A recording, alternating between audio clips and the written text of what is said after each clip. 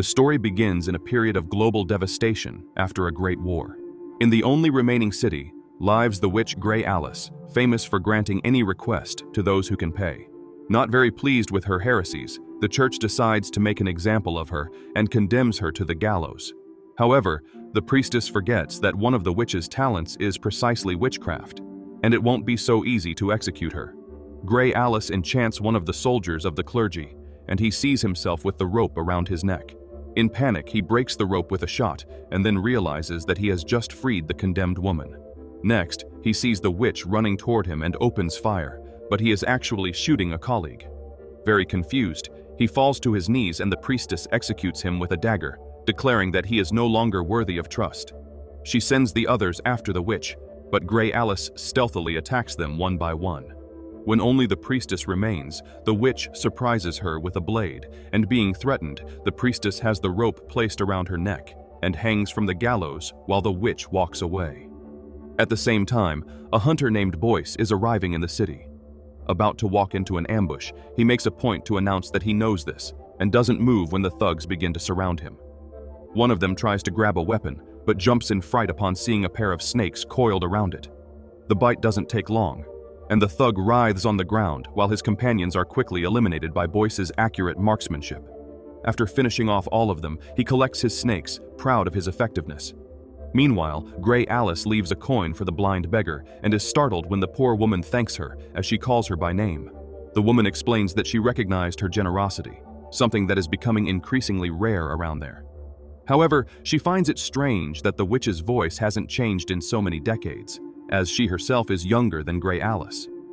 A little later, the witch receives a visit from the knight Jerus and doesn't let him finish introducing himself, already guessing the farce. The true client is the queen, who is disguised under a cloak. When Grey Alice asks what the wish is, she asks to be left alone with her. Jerus protests, warning that it may be dangerous, but does not dare to disobey. As soon as the knights leave, the queen says she knows Grey Alice's origin. She came from the Lost Lands, where the most terrible creatures defy the laws of nature. Then the queen says she wants to obtain the secret of metamorphosis, as she wishes to be able to transform into a wolf. The witch warns that this kind of request can have unpleasant consequences, but the queen says that this is none of her business. The witch accepts the money, as she never refuses anyone's request.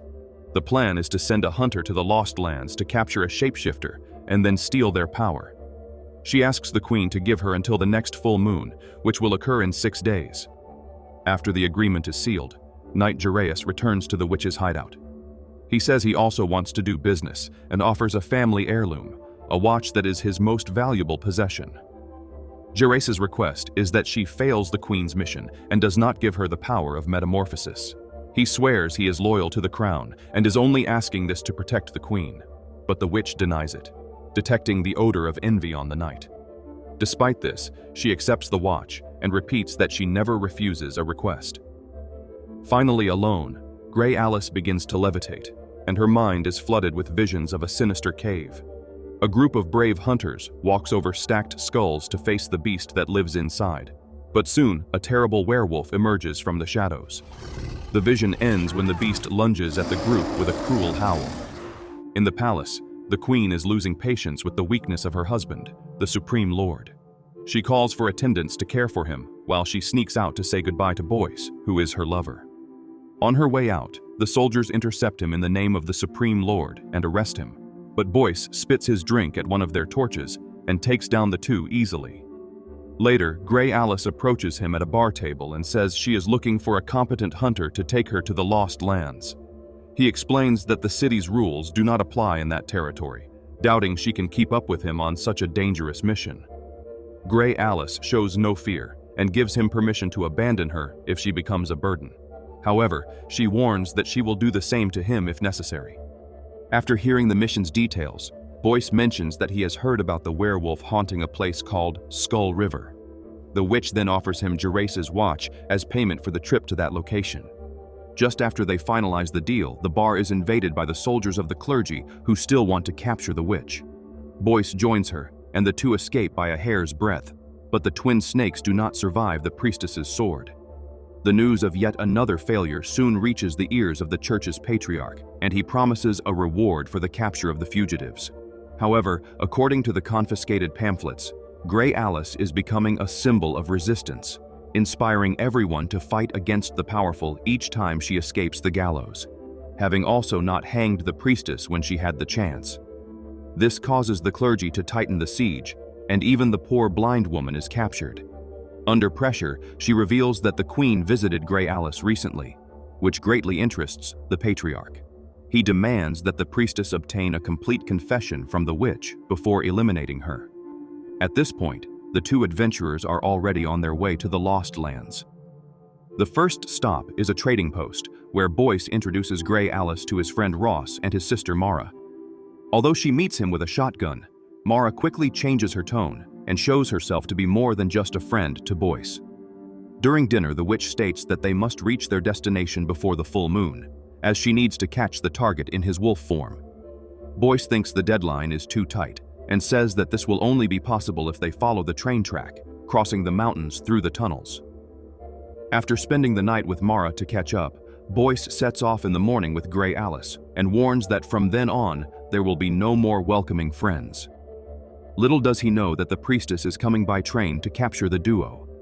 Upon hearing this, the queen confronts the Patriarch, saying that those soldiers are more useful here in the city. He responds by mentioning the rumors of infidelity about her and the effect they could have on the populace, regardless of whether they are lies. After this conversation, the Patriarch becomes convinced that the queen will not be an ally of the clergy and decides to prepare in case the Supreme Lord dies. When the train arrives at the trading post, Ross and Mara are pressured to tell what they know. Seeing her brother being beaten by the soldiers, Mara can only hold out until one of them brings a hot iron, and she begins to scream that the witch is headed for Skull River. Even after getting what she wanted, the priestess orders her men to set fire to everything.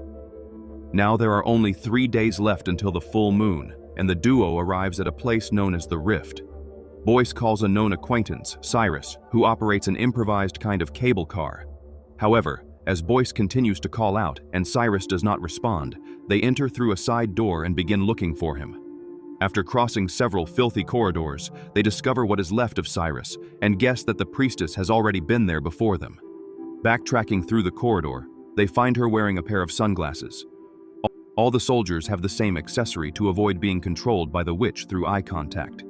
The priestess then addresses Boyce and offers a handsome reward if he delivers the witch to her without fuss. He says he regrets it, but she hired him first. Only then does Boyce see Mara hanging on the wall and becomes completely enraged. She still gathers all her strength to call his name one last time, and the priestess takes it upon herself to deliver a mercy shot right in front of Boyce. This infuriates the hunter even more, and he begins to shoot at the soldiers, while Grey Alice demonstrates that she does not need magic to defeat anyone. As soldiers fall, a new wave appears with sickles and axes, but the duo manages to handle them too. Only the priestess remains still in the midst of the battle, confident that there will always be a subordinate to take the bullet for her. When Grey Alice notices the cannon turning in her direction, it is already almost too late. The two escape the explosion by a hair's breadth and run into the wagon, triggering the mechanism from a distance with a shot. Some soldiers manage to get inside too, and one of them jumps on top of the car, making several holes in the roof with shots. Grey Alice is forced to climb up as well to deal with him. When the priestess sees that the witch is winning the fight, she orders them to cut the cable. Her men obey and quickly release the first, leaving the wagon hanging and tilted. Then she herself breaks the second with a bullet, and the gesture practically catapults the wagon.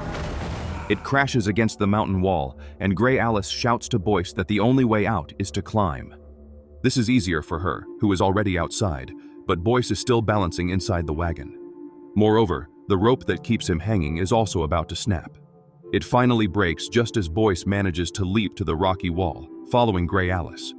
The priestess does not give up and shoots from the other side of the rift, hitting the hunter's shoulder. However, when she goes to aim for the second shot, she forgets the spell and looks directly into the witch's eyes.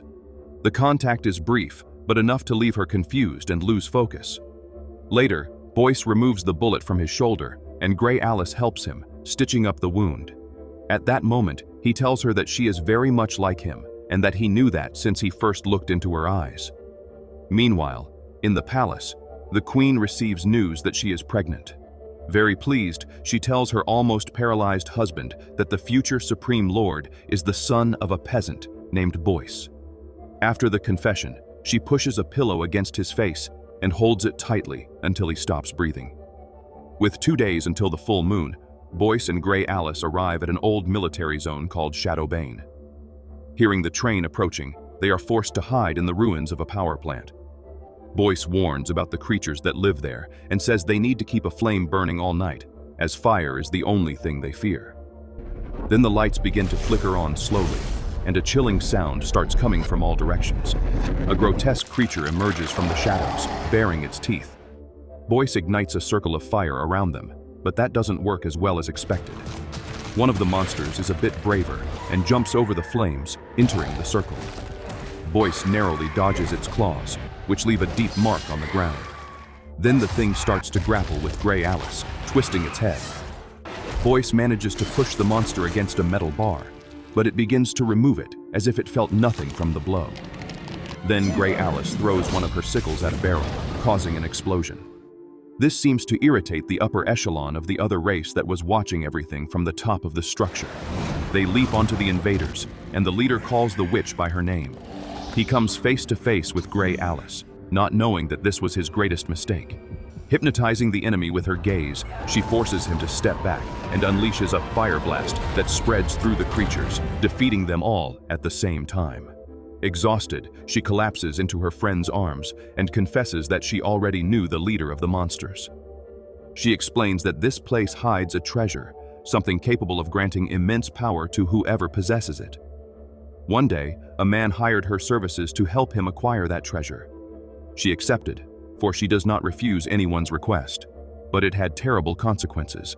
That man became the monster that just died. On the morning of the last day before the full moon, the Patriarch announces to the subjects that the Supreme Lord is dead.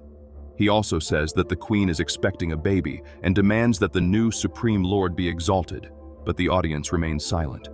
The Patriarch exchanges worried glances with Jerus, and the knight orders the royal guard to point their weapons at the crowd.